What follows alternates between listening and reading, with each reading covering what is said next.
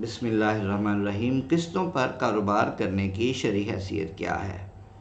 اس پر گفتگو کرنے سے پہلے میں آپ کو نبی اکرم صلی اللہ علیہ وآلہ وسلم کے دور میں لے جانا چاہتا ہوں، جس میں امام بخاری رحمۃ اللہ علیہ نے حدیث نمبر 2258 میں ایک واقعہ ذکر کیا ہے۔ یہاں جان لیجئے کہ عرب میں بیع التقسیط کے نام سے قسطوں کے کاروبار یعنی انسٹالمنٹس کو جانا جاتا ہے۔ رسول اللہ صلی اللہ علیہ وسلم کے دور میں اس کو المنجمہ یا المقطعہ بیع کے نام سے جانا جاتا تھا۔ چنانچہ بخاری شریف کی یہ حدیث پاک میں آپ کو سناتا ہوں۔ عمر ابن شرید کہتے ہیں کہ میں سعد ابن وقاص رضی اللہ تعالی عنہ کے پاس کھڑا تھا کہ اتنے میں مسور بن مخرمہ آئے۔ انہوں نے اپنا ہاتھ میرے کندھے پر رکھا۔ اتنے میں نبی اکرم صلی اللہ علیہ وآلہ وسلم کے غلام ابو رافع آ گئے۔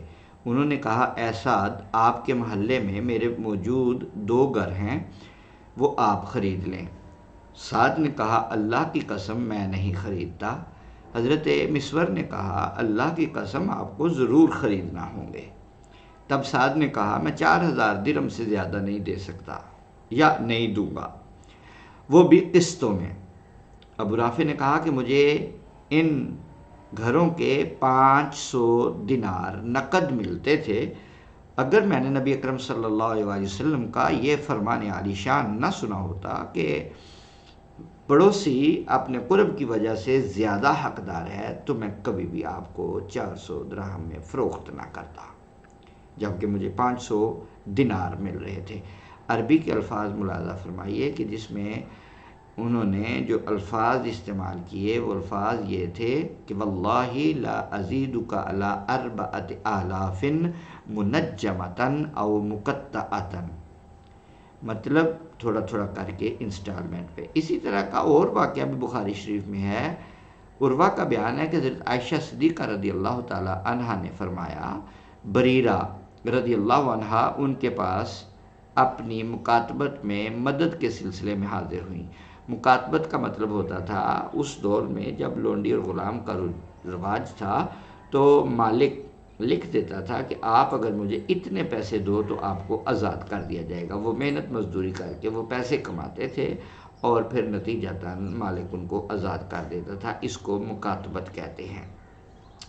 تو حضرت عائشہ رضی اللہ تعالی عنہ کے پاس اپنی مکاتبت میں مدد کے سلسلے میں حاضر ہوئیں، یعنی کچھ مدد کیجیے تاکہ میں پیسے دے کر آزادی حاصل کر لوں۔ اس وقت ان کے ذمہ 5 اوقیہ چاندی تھی جو اس نے 5 سالانہ اقساط میں ادا کرنی تھی۔ تو حدیث پاک سے میں نے آپ کو بات بتا دی کہ یہ کوئی نیا آج کے دور کا پیدا شدہ مسئلہ نہیں ہے، یہ اس دور میں بھی تھا جس دور میں ہمارے نبی آخر الزماں محمد مصطفیٰ صلی اللہ علیہ وآلہ وسلم تھے۔ حدیث پاک کے الفاظ ہیں، وَعَلَيْهَا 5 أَوَاقٍ نُجِّمَتْ عَلَيْهَا فِي 5 سِنِينَ، یعنی 5 سالوں میں انہوں نے یہ سالانہ طور پر 5 اوقیہ چاندی کو ادا کرنا تھا۔ یہاں سے ایک بات تو سمجھ میں آ گئی، وہ بات یہ ہے کہ رسول اللہ صلی اللہ علیہ وآلہ وسلم کے دور پاک میں بھی اس طرح کے معاملات ہوتے تھے۔ یہاں سے ایک بات واضح ہوئی۔ اب دوسری بات کیا ہے کہ اللہ رب العزت نے قرآن پاک میں ارشاد فرمایا کہ اے ایمان والو، آپس میں ایک دوسرے کے مال باطل طریقوں سے مت کھاؤ، باطل طریقوں سے مت کھاؤ۔ اور دوسری اس میں فرمایا مگر یہ، مطلب دوسرا طریقہ ہے جب باطل نہ ہو تو وہ درست طریقہ ہوگا، وہ یہ ہے کہ رضامندانہ تجارت کی راہ سے آپ ایک دوسرے کے مال کو کھا سکتے ہو۔ مطلب وہ آپ کو مال دے گا تو وہ آپ کا ہو جائے گا اور آپ اس کو کھا سکتے ہو۔ تو مطلب یہ کہ رضامندانہ تجارت کی صورت میں آپ کھا سکتے ہیں۔ تو اللہ تعالیٰ نے تجارت کا راستہ کھول دیا ہے، اور قرآن پاک میں اللہ تعالیٰ نے یہ بھی فرمایا، احل اللہ البیع وحرم الربا، اللہ تعالیٰ نے بیع کو یعنی خرید و فروخت یعنی کاروبار کو حلال کیا ہے، سود کو حرام کیا ہے۔ تو باطل طریقے سے ایک دوسرے کے مال نہ کھاؤ کا مطلب کیا ہوا؟ باطل کیا ہے؟ باطل کھانے کے لوگوں نے بڑے بڑے طریقے ایجاد کر لیے ہیں۔ اس میں یہ ہے باطل تب ہوگا جب دونوں فریقوں کی یعنی فریقین کی آپس میں رضامندی نہ ہو، یعنی وہ رضامندی میں یکسانیت نہ ہو، ایکویلٹی نہ ہو، توازن نہ ہو. یعنی اگر میں کوئی چیز فروخت کر رہا ہوں، میں راضی ہوں، خریدنے والا بھی اتنی ہی رضامندی کا مظاہرہ کرے. کسی ایک پر بوجھ نہیں ہونا چاہیے. یہ نہ ہو کہ ایک تو بالجبر یعنی مجبوری کی حالت میں مان رہا ہو اور دوسرے کا فائدہ اس میں زیادہ ہو. اس میں یکسانیت کا ہونا ضروری ہے. لہذا یکسانیت انتہائی ضروری ہے. اس صورت میں یہ چیز حلال ہو جائے گی. اب باطل طریقوں سے بچنے کا طریقہ کیا ہے کہ فریقین باہمی رضامندی سے سودا کریں. نمبر 1، جو چیز خریدنی ہے اس کی جو پرائس ہے وہ بڑی واضح ہو، اس میں کوئی کسی قسم کی بھی شک شبہ کی گنجائش نہ ہو، کلیئر کٹ پتہ چلے کہ اس کی یہ پرائس ہے، یعنی پرائس مجہول نہیں ہونی چاہیے. نمبر 3، جو قابل فروخت چیز ہے اس کا فروخت کرنے والا مالک بھی ہو. ایسے ہی نہیں کسی کی چیز پکڑ کے تو بیچنا شروع کر دیا، اسے خریدار کے حوالے کرنے کی قدرت اور طاقت حاصل ہونی چاہیے. اور چوتھی چیز یہ ہے اس میں کسی قسم کا عیب چھپا ہوا نہ ہو، یعنی عیب دار چیز. یہ باطل طریقہ ہے خرید و فروخت کا کہ جب آپ چھپا لیتے ہیں عیب کو اور چیز کو آپ بیچ دیتے ہیں. آپ خود اندازہ کر لیجیے، اپنے ارد گرد دیکھ لیں کہ کیا کیا طریقہ استعمال کیا جا رہا ہے عیب کو چھپانے کا. 5ویں شرط کیا ہے؟ کسی حرام چیز کی خرید و فروخت نہ ہو رہی ہو اور اس میں سود وغیرہ کا عمل دخل نہ ہو. اس خرید و فروخت میں کسی بھی فریق کو یہ چھٹی شرط ہے دھوکہ دینے کی خواہش بھی نہ ہو اور دھوکہ دینا مقصود بھی نہ ہو اور دھوکے کے کوئی بھی کسی قسم کے لوازمات اس میں شامل نہ ہو. اس میں پھر ایک اور بھی بات ہے، 7ویں بات، اس تجارتی لین دین میں چیز کو واپس کرنے کا بھی اختیار ہونا چاہیے.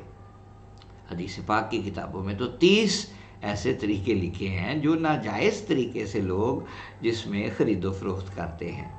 اب جو خرید و فروخت ہوتی ہے اس کی 2 صورتیں ہیں. ایک صورت ہے نقد کی اور دوسری صورت ہے ادھار کی. نقد تو آپ سمجھ رہے ہیں کہ نقد ہے، مطلب جو چیز آپ نے خریدنی ہے وہ چیز بھی موجود ہو اور پیسے بھی موجود ہوں. تو معاوضہ کے لحاظ سے یہ نقد جو ہے اس کی پھر 2 صورتیں ہو جاتی ہیں، یعنی چیز بھی موجود ہے اور اس کا معاوضہ بھی موجود ہے. اب معاوضہ پھر 2 قسم کا ہوتا ہے.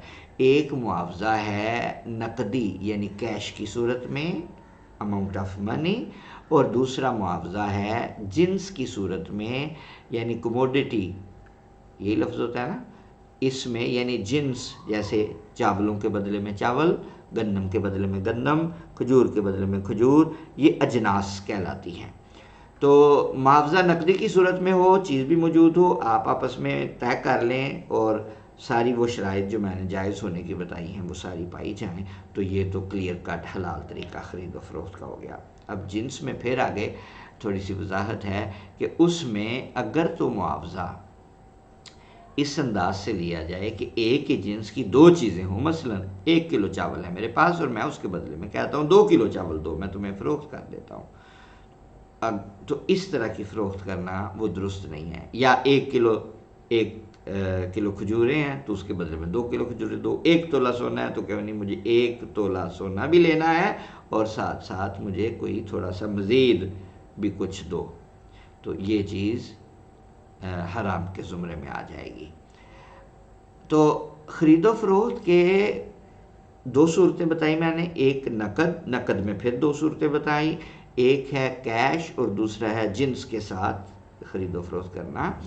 اور پھر خرید و فروخت کی دوسری صورت، یعنی پہلی صورت کی 2 صورتیں تھیں، اب دوسری صورت ہے ادھار. یعنی ادھار ہونے کی صورت میں پھر اس کی اقسام ہو سکتی ہیں. یہ ساری تمہید اس سوال کے جواب میں ہے کہ اقساط کا کاروبار کرنا شرعی طور پر جائز ہے یا شرعی طور پر جائز نہیں ہے.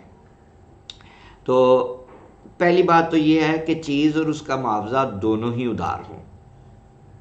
ادھار کی صورت میں چیز بھی آپ کے پاس نہ ہو اور خریدنے والے کے پاس پیسے بھی نہ ہو، تو ایسی بیع کرنے کی اجازت نہیں ہے۔ فقہی اصطلاح میں اس کو بیع الکالی بالکالی کہتے ہیں۔